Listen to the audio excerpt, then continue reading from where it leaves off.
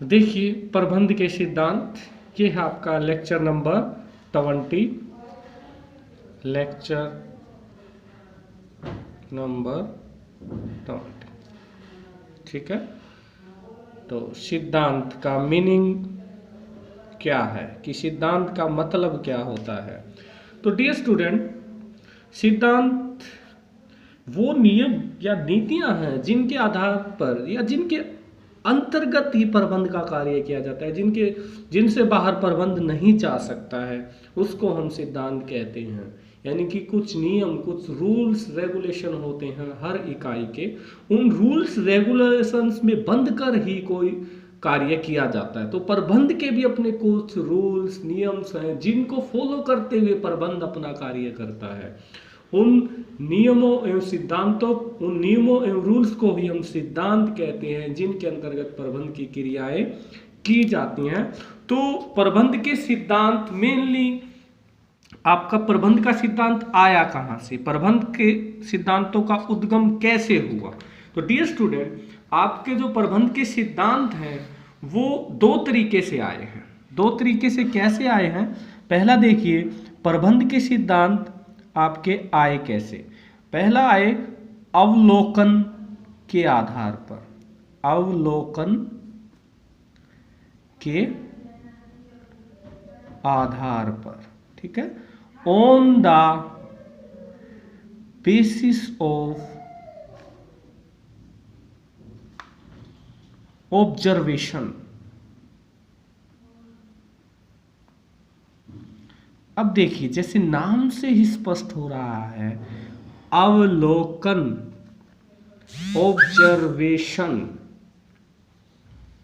अवलोकन में क्या करता है एक मैनेजर? इसमें कोई भी मैनेजर जो है, कोई कार्य जब करते हैं तो उस कार्य के दौरान कोई विशेष घटना घट जाती है तो वो उसका अवलोकन करता है और फिर उसका वो विश्लेषण करता है, उसका एनालिसिस करता है कि ये घटना क्यों घटी, किस वजह से हुई, और ये घटना घटी तो उसकी समस्या का क्या कारण है, उसका गहराई से अध्ययन किया जाता है और उसके कारणों की खोज की जाती है कि ये क्यों हुआ, कैसे हुआ, और फिर उसका समाधान ढूंढ लिया जाता है। जैसे फॉर एग्जाम्पल हम ले सकते हैं, जैसे यहां पर हम ले सकते हैं डिवीजन ऑफ वर्क का सिद्धांत, कार्य विभाजन का सिद्धांत हम इसमें ले सकते हैं। कार्य विभाजन, कार्य विभाजन का सिद्धांत। तो कार्य विभाजन का सिद्धांत क्या है? इसमें डियर स्टूडेंट, कार्यों को विभिन्न छोटी छोटी इकाइयों में बांट दिया जाता है, एक ही कार्यों को, और जो व्यक्ति जिस कार्य को करने में कुशल होता है उसको वो कार्य दे दिया जाता है। ठीक है, तो इस प्रकार व्यक्ति को अपनी कुशलता के अनुसार कार्य मिल जाता है जिससे कि वो उस कार्य को मन लगा करके करता है और अपना पूरा 100% उस कार्य में देता है। तो इस प्रकार से जो आउटपुट है कर्मचारी का वो पूरा आता है। अगर कर्मचारी किसी कार्य को मन लगाकर करेगा तो वो कार्य डेफिनेटली अच्छा होगा, और अगर वो कार्य अच्छा होगा तो आउटपुट अच्छा आएगा।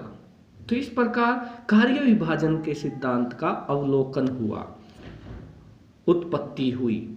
तो ये कैसे आया? अवलोकन के आधार पर, यानी कि कार्य को ऑब्जर्व किया गया और उसके आधार पर इस सिद्धांत की उत्पत्ति हुई। और दूसरा जो है, हम सिद्धांतों की उत्पत्ति का कारण मानते हैं प्रयोगात्मक अध्ययन के आधार पर, प्रयोगात्मक अध्ययन के आधार पर, अध्ययन के आधार पर, on the basis of experimental studies, on the basis of experimental studies. ये सिद्धांत कैसे?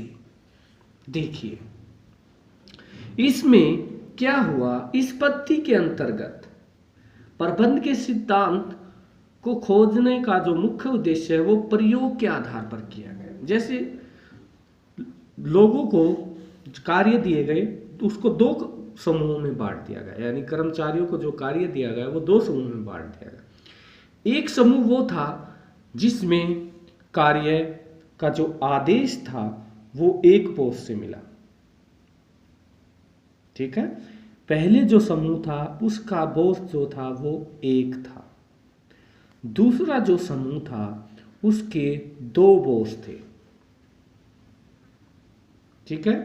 लेकिन ऐसा पाया गया कि जिसका एक बॉस था वो क्या था, परफेक्ट ग्रुप था, उसने कार्य पूर्ण रूप से किया।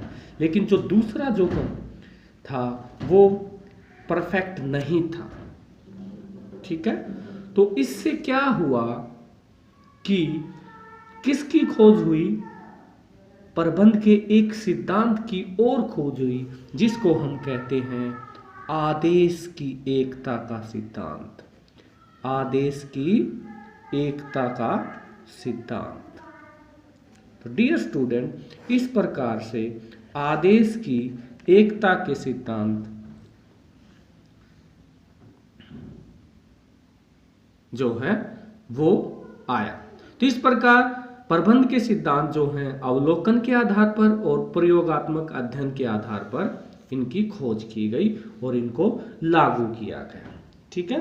अब जो नेक्स्ट जो पॉइंट आता है आपका वो आता है डियर स्टूडेंट, जो प्रबंध के सिद्धांत हैं इनका नेचर क्या है। प्रबंध के सिद्धांत की प्रकृति कि प्रबंध के सिद्धांत की प्रकृति क्या है, किस प्रकार की है।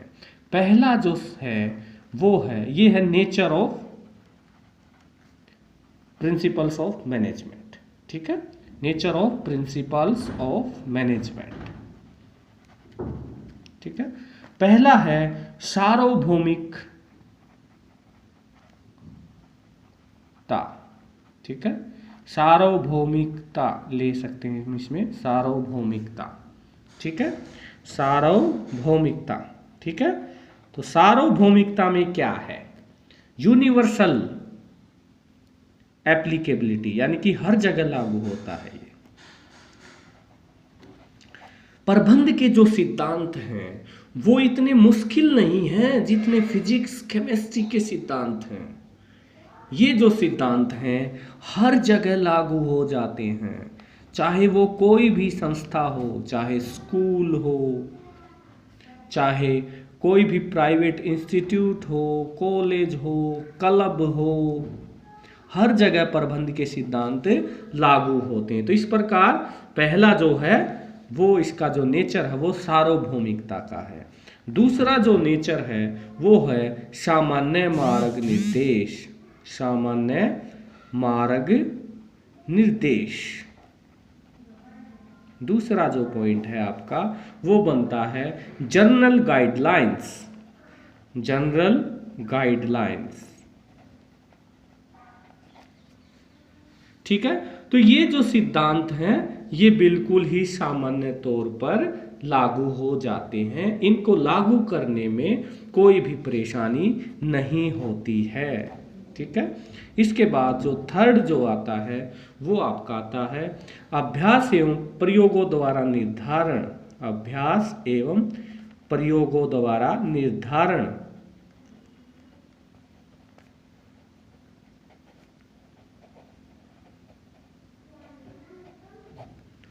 ठीक है।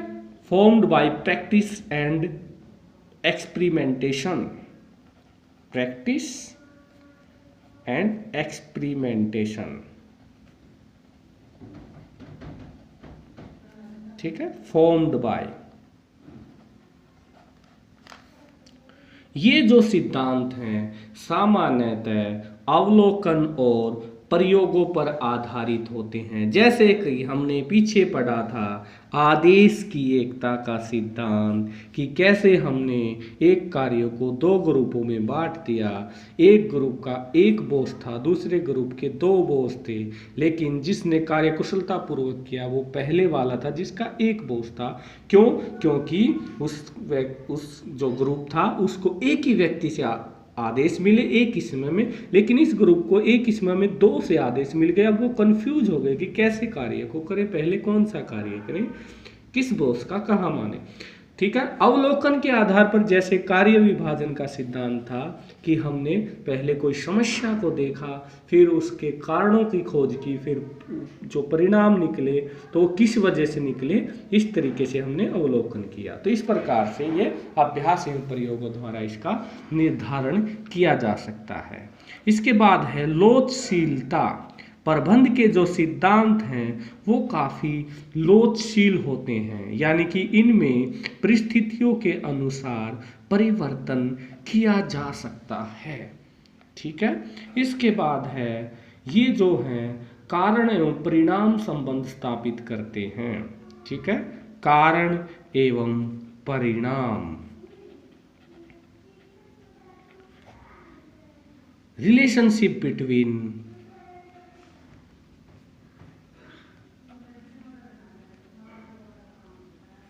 Cause and effect.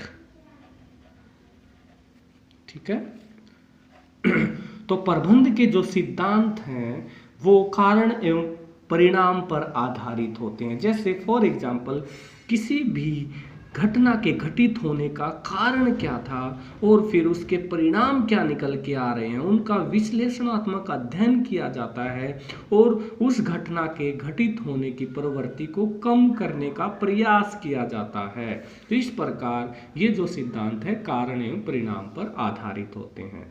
तो डियर स्टूडेंट, आज का आपका जो टॉपिक है वो है प्रबंध के सिद्धांत। आज आपने समझा कि प्रबंध के सिद्धांत क्या होते हैं। तो सिद्धांत वे रूल्स एवं रेगुलेशंस हैं जिनके आधार पर प्रबंध की क्रिया की जाती है, यानी कि उन रूल्स को फॉलो करते हुए ही प्रबंध अपना कार्य करेगा, उनको हम सिद्धांत कहते हैं। इस प्रकार प्रबंध के सिद्धांत शब्द आया। प्रबंध के सिद्धांत का उद्गम कैसे हुआ? जो प्रबंधक थे पुराने, उन्होंने कुछ एक्सपेरिमेंट किए, कुछ व्यक्तियों के सामने कुछ घटनाएं घटित की, तो उन्होंने उनको अपने उसमें प्रबंध में शामिल कर लिया ताकि वो घटनाएं दोबारा न घटें। तो इसलिए अवलोकन के आधार पर और प्रयोगात्मक अध्ययन के आधार पर सिद्धांत बनाए गए, और जो सिद्धांत बनाए गए उनका जो नेचर था वो क्या था। ठीक है। तो ये था आज का आपका टॉपिक कि प्रबंध के सिद्धांत सार्वभौमिक हैं, सामान्य मार्ग निर्देश अभ्यास एवं प्रयोगों द्वारा निर्धारण होता है, लोचशीलता होती है और कारण एवं परिणाम संबंध स्थापित करते हैं। तो इस प्रकार डियर स्टूडेंट, आज का आपका टॉपिक हम यहीं पर क्लोज करते हैं। कल मिलेंगे अगले टॉपिक के साथ जिसका नाम होगा प्रबंध के सिद्धांतों का महत्व एवं प्रबंध के आधारभूत सिद्धांत, फंडामेंटल प्रिंसिपल्स ऑफ मैनेजमेंट। किसने दिए? ये सिद्धांत जो है हेनरी फेयोल ने दिए। डियर स्टूडेंट, घर रहें, स्वस्थ रहें। Thank you.